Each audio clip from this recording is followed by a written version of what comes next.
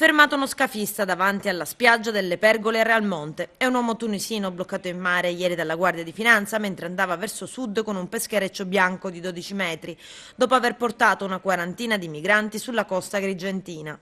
Intorno alle 14 di ieri un cittadino ha segnalato uno sbarco ai carabinieri. A quel punto un'imbarcazione della sezione operativa navale delle Fiamme Gialle di Porto Empedocle, diretta dal tenente Ivan Sebastiani, è partita per bloccare lo scafista.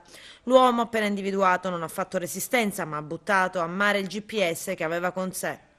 Intanto nella zona delle Pergole sono stati fermati alcuni migranti arrivati nel pomeriggio e continuano le ricerche di polizia e carabinieri per identificare gli altri.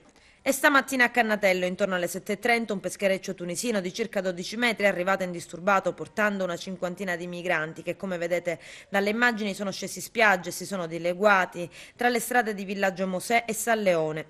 I migranti in gruppetti fermavano le automobili e chiedevano informazioni ai cittadini di passaggio. La richiesta più ricorrente era dove si trovasse la stazione ferroviaria.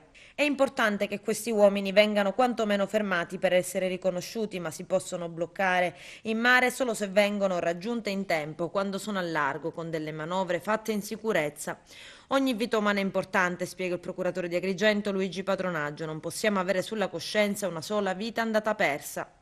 Dopo il caso di ieri dello scafista intercettato davanti alla spiaggia delle Pergole a Realmonte, in un altro caso, sempre un'unità navale della Guardia di Finanza era riuscita a bloccare un gruppo di tunisini a bordo di Porto Empedocle. Attraverso un video trovato nel cellulare di una migrante a bordo, la polizia è riuscita a individuare ed arrestare gli scafisti.